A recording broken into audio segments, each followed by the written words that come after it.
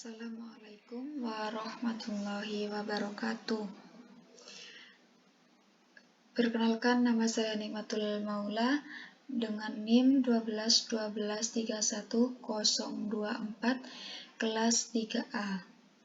Sebelumnya saya berterima kasih kepada dosen pengampu saya, yaitu Bapak Alimin Mkom yang telah mengajarkan sistem operasi.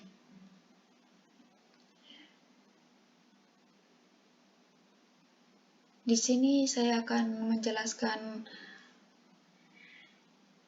penjadwalan algoritma GS dan algoritma MFG.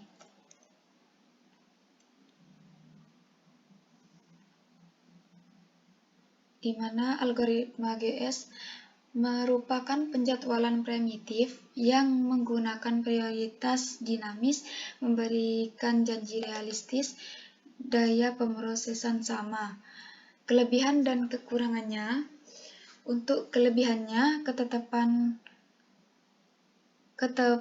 atau rata-rata waktu yang diberikan sama, cukup cermat dalam pemilihan data, menyesuaikan performa pada prosesor. Kekurangannya, penyeleksian atau pembagian waktu yang terlalu rumit, mengganggu penjadwalan atau pemrosesan lain.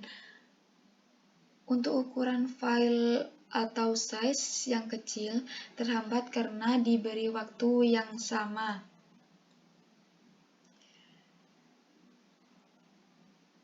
Nah, ini untuk perhitungan algoritma GS, yang mana untuk proses 1, waktu kedatangan 0, burst time-nya 7, proses kedua, waktu kedatangannya 1, burst time-nya 5, proses ketiga, waktu kedatangannya 0 dengan burst time 2. Untuk proses keempat, waktu kedatangan 2 dengan burst time-nya 3. Untuk proses kelima, waktu kedatangan 4 dan burst time-nya 6. Jadi kita mencari perhitungan algoritma GS. Untuk mencarinya, kita harus mencari rasionya terlebih dahulu supaya tahu proses-prosesnya.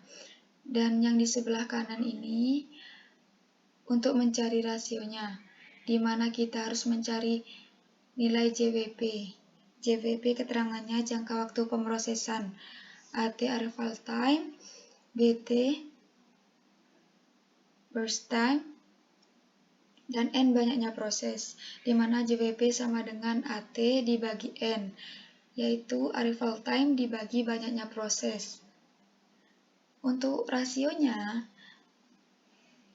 burst time dibagi JWP. JWP itu jangka waktu pemrosesan. Kita lihat dari proses yang pertama, yaitu proses 1, waktu kedatangan 0, burst time-nya 7. Jadi, untuk mencari JWP-nya, arrival time-nya 0, dibagi N banyaknya proses, yaitu proses 1, 2, proses 3, proses 4, dan proses 5. Jadi banyaknya proses itu ada 5. Jadi 0 dibagi 5 sama dengan 0 untuk nilai JWP. Dan untuk mencari rasionya, burst time-nya proses 1 yaitu 7 dibagi JWP 0. Maka hasilnya 0. Itu untuk rasio proses pertama. Untuk proses yang kedua, yang mana waktu kedatangannya 1, burst time-nya 5. Untuk mencari JWP-nya, waktu kedatangan 1 dibagi 5, hasilnya 0,2 untuk JWP-nya proses 2. Untuk mencari rasionya, yaitu burst time proses 2, yaitu 5 dibagi JWP 0,2, hasilnya 25. Lanjut untuk proses yang ketiga, waktu kedatangan 0, burst time-nya 2, di mana Untuk mencari JWP-nya, waktu kedatangannya 0 dibagi 5, yaitu proses yang ketiga JWP-nya 0. Untuk mencari rasionya, burst time proses 3 dibagi nilai JWP proses 3, di mana burst time proses 3-nya 2, JWP-nya 0. Jadi hasilnya 0. Untuk proses keempat, waktu kedatangannya 2, burst time-nya 3. Untuk mencari JWP-nya, waktu kedatangan 2 dibagi 5, hasilnya 0,4. Untuk mencari rasionya, dari burst time dibagi dengan nilai JWP proses 4, maka hasilnya 7,5. Dan proses yang kelima, waktu kedatangan 4 dan burst time-nya 6. Untuk mencari JWP-nya, waktu kedatangan 4 dibagi 5, maka hasil JWP-nya 0,8. Untuk mencari rasionya, burst time dari proses 5 itu 6 dibagi dengan JWP proses 5 0,8, maka hasilnya 7,5.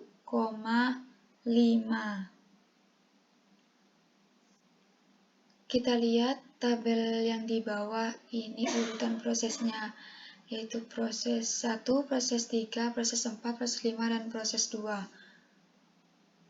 Jadi untuk mengetahui jalannya proses ini, kita melihat dari rasionya, di mana rasio terkecil dia yang akan dijalankan. Untuk proses 1, proses 2, proses 3, proses 4, proses 5, rasio mana yang paling kecil, yaitu proses 1 dan proses 3.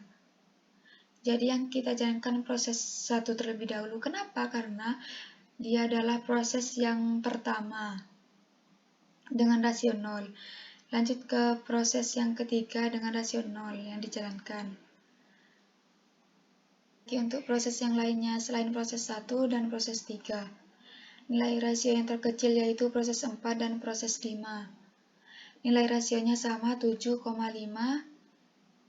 dan yang dijalankan adalah proses 4 karena proses 4 terlebih dahulu daripada proses 5 sesuai urutannya. Setelah proses 4, lanjut ke proses 5 karena proses 5 memiliki rasio lebih kecil daripada proses 2, dan yang terakhir adalah proses kedua. Untuk proses perhitungan algoritma GS sudah selesai, kita lanjut untuk algoritma MFQ, yaitu Multiple Feedback Queue. Algoritma ini mirip sekali dengan algoritma multi-level queue. Perbedaannya ialah algoritma ini mengizinkan proses untuk pindah antrian. Jika suatu proses menyita CPU terlalu lama, maka proses itu akan dipindahkan ke antrian yang lebih rendah. Hal ini menguntungkan proses interaksi karena proses ini hanya memakai waktu CPU yang sedikit. Demikian pula dengan proses yang menunggu terlalu lama. Proses ini akan dinaikkan tingkatannya. Biasanya prioritas tertinggi diberikan kepada proses dengan CPU burst time terkecil. Dengan begitu, CPU akan terutilisasi penuh dan masuk keluarnya dapat terus sibuk. Jadi yang kita perhatikan untuk proses awalnya adalah mencari prioritas tertinggi diberikan kepada proses dengan CPU burst time terkecil. Jadi kita mencari nilai burst time terkecil terlebih dahulu untuk menjadi prioritas awalnya. Nah, ini untuk perhitungan algoritma MFQ-nya. Kita lihat proses 1, waktu kedatangan 0 berstem 7, proses 2, waktu kedatangannya 1 berstemnya 5, proses 3, waktu kedatangan 0 berstemnya 2, untuk proses 4, waktu kedatangan 2 berstemnya 3, untuk proses kelima, waktu kedatangan 4 berstemnya 6. Jadi kita melihat nilai berstemnya mana yang lebih kecil, dan itu yang akan menjadi nilai kuantumnya. Kita lihat nilai berstem terkecil adalah nilai 2. Itu miliknya proses yang ketiga, di mana proses 3 dengan waktu kedatangan 0 yang akan dijalankan dengan nilai kuantum 2. Jadi, jalannya dari 0 sampai angka 2. Kenapa? Untuk proses 3, dia adalah prioritas utama dengan nilai berstem 2. Maka dia akan berhenti di nilai 2. Untuk proses yang selanjutnya, proses yang ketiga kan sudah selesai. Maka proses selanjutnya gimana? Proses selanjutnya melihat dengan waktu kedatangannya, yaitu waktu kedatangan yang paling kecil, paling utama, selain proses 3, yaitu berada di proses 1 dengan waktu kedatangan 0. Jadi jalannya dari angka 2 berhenti di angka 4. Kenapa? Karena nilai Q-nya 2 untuk proses yang pertama ini, nilai Q-nya 2. Yang di atas ini Q sama dengan 2. Jadi nilai berstemnya proses 1, 7 dikurangi 2, sisa 5. Jadi untuk proses selanjutnya, maka untuk proses 1, kita lanjut. Ini kan proses 1 sudah berhenti. Kita lanjut ke proses yang selanjutnya. Lihat dengan waktu kedatangannya, mana yang lebih kecil selain proses 1, yaitu proses 2. Dengan berstemnya 5. Jalannya dari angka 4 berhenti di angka 6. Kenapa? Karena nilai Q-nya 2. Jadi, untuk berstem proses 2, 5 dikurangi 2, sisa 3, maka ada proses selanjutnya. Proses yang kedua dihentikan karena memiliki nilai Q 2. Untuk proses selanjutnya kita lihat proses mana lagi yang paling kecil selain proses 1, proses 2, proses 3, yaitu proses 4, yang mana di proses 4 ini jalannya dari angka 6 sampai angka 8. Kenapa? Karena nilai Q-nya juga 2. Jadi, berstem proses 4, 3 dikurangi 2, sisa 1, maka ada proses selanjutnya untuk proses yang keempat. Untuk proses yang keempat berhenti. Kita lanjut ke proses yang mana? Ke proses yang akhir, yaitu proses 5 dengan waktu kedatangan 4 dan berstemnya 6, di mana proses 4 ini proses 5 ini jalannya dari angka 8 sampai 10. Karena nilai Q-nya 2. Jadi 6 dikurangi 2, sisanya 4. Untuk pindah ke proses selanjutnya, kita mengetahui nilai Q selanjutnya, yaitu dengan kelipatan 2. Jadi kita ketahui untuk proses selanjutnya dengan Q4. Jadi proses mana yang berjalan? Kita lihat proses 3. Proses 3 kan nilai berstemnya sudah habis. Berarti gak ada proses lagi. Untuk proses yang ke-1, kita kan nilai berstemnya sisa 5, maka ada proses selanjutnya. Maka yang dijalankan adalah proses 1 dengan jalannya angka 10 ke angka 11 karena nilai Q-nya 4. Jadi 5 dikurangi 4, sisa 1. Jadi proses selanjutnya. Proses 2 dari 14 berhenti di 17. Kenapa? Karena nilai Q-nya di sini 4. Kan di bawah 4, jadi kita masukkan burst time-nya semua. Untuk burst time yang kedua, kan sisanya 3, maka dimasukkan semua. 14 ditambah 3 berarti 17. Maka proses yang kedua sudah selesai. Tidak ada proses selanjutnya. Kita pergi ke proses selanjutnya, yaitu proses 4, di mana proses 4 ini burst time-nya sisa 1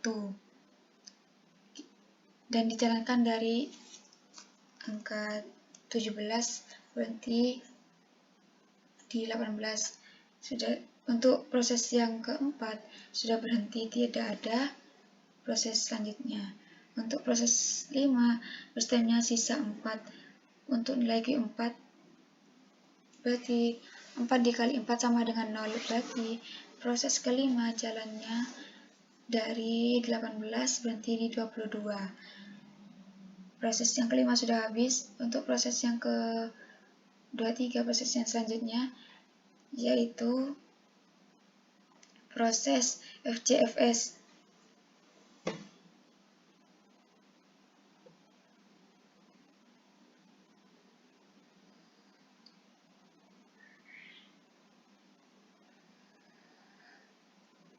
Kita lanjut yang proses yang selanjutnya, proses FCFS, di mana proses ini sisa semua burst time-nya akan dijalankan sesuai dengan banyaknya burst time-nya.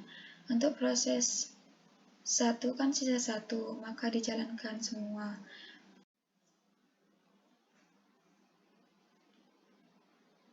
Kita akan mencari waiting time-nya. Di mana nilai waiting time? Untuk proses 1 menunggu proses mana aja? Proses 1 menunggu proses mana, yaitu proses 3, proses 2 jalan, proses 1 jalan, proses 2, proses 4, proses 5, dan seterusnya ya. Jadi untuk proses 1 nilai waiting time-nya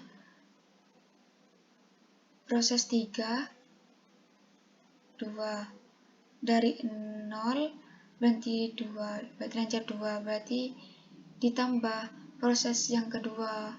Ini kan proses 1 jalan, maka tidak dihitung. Kita lihat proses yang kedua, dari 4 berhenti di 6, maka kita masukkan 2. Lanjut lagi ke proses yang kelima. Proses 4, maaf. Di mana proses ini jalannya dari 6 berhenti di 8. Kan loncat 2, berarti kita tambahkan 2 ya. Untuk proses yang kelima, jalannya dari 8 berhenti di angka 10, loncat 2, maka kita kasihkan 2. Untuk selanjutnya, proses 1 jalan, maka tidak dihitung. Yang dihitung adalah proses yang kedua. Proses kedua ini dari 14 sampai 17.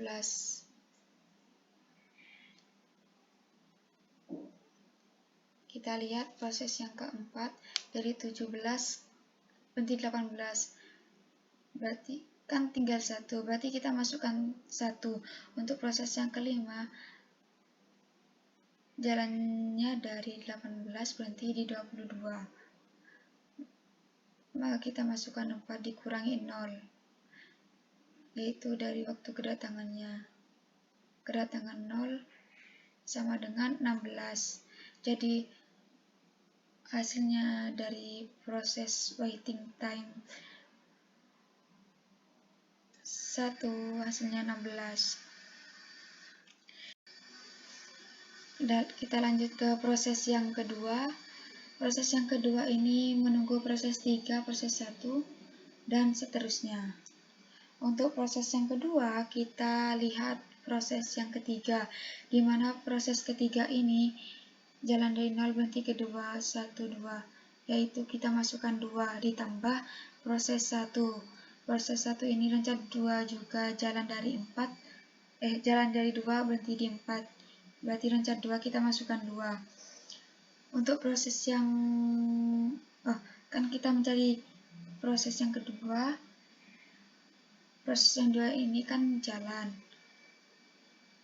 Kita cari yang proses keempat, jalannya dari 6 berhenti di 8. Jadi loncat 2. Untuk proses yang kelima, lompat 2 juga dari jalannya dari 8 sampai ke 10 ditambah 2 berarti. Untuk proses yang selanjutnya, proses 1. Proses 1 lagi dengan nilai Q4. Jalannya dari 10 berhenti di 14, maka dia loncat 4, maka kita masukkan 4 di proses 2, dikurangi 1. 1 ini dari mana? Dari waktu kedatangan proses 2. Jadi ketemu 11 hasilnya. Untuk mencari waiting time proses 3, hasilnya 0 karena proses 3 ini proses awal kan, jadi tidak menunggu proses lainnya. Jadi tidak ada proses lagi untuk proses 3. Untuk mencari waiting time yang proses 4 ini, kita menunggu proses mana aja? Kita menunggu proses 1, proses 2, proses dan seterusnya. Untuk proses ketiga, loncat 2, yaitu 0 ke 2. Berarti 2 ditambah proses 1, proses 1 2 juga dari 2 ke 4, dan proses yang kedua loncat 2 juga dari 4 ke 6.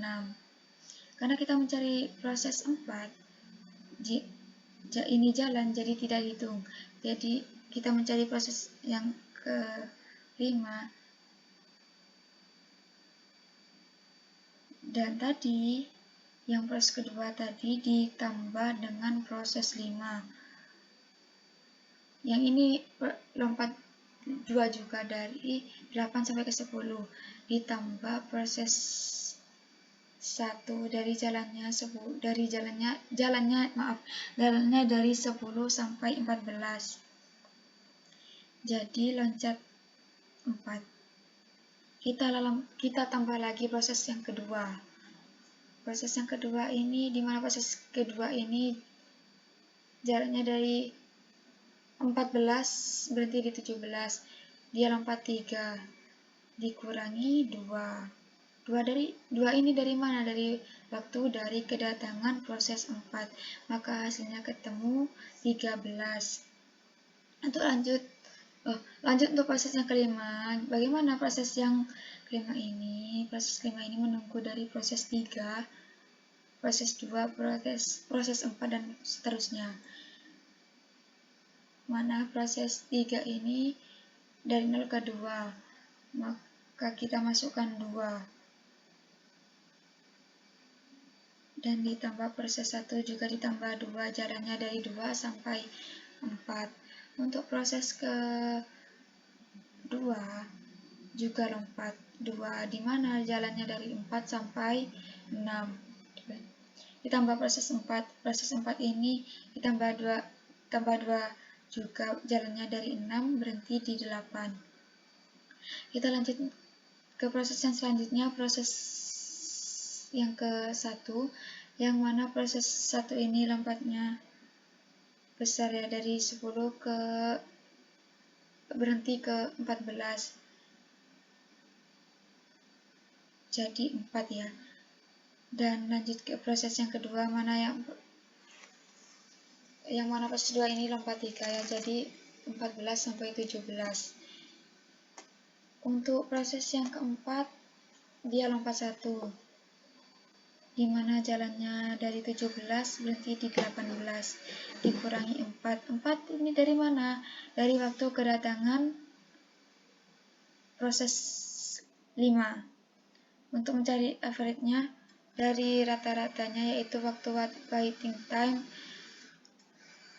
di jumlah semua, yaitu proses 1 16 ditambah 2 ketemu 11 ditambah proses 3 0 tambah proses 4 13 proses 5 ketemu 12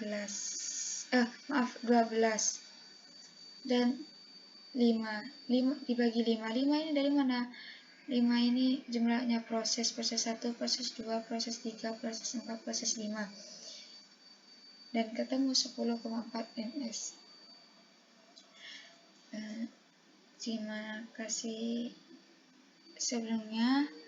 Apabila ada salah kata, mohon maaf sebesar-besarnya. Wassalamualaikum warahmatullahi wabarakatuh.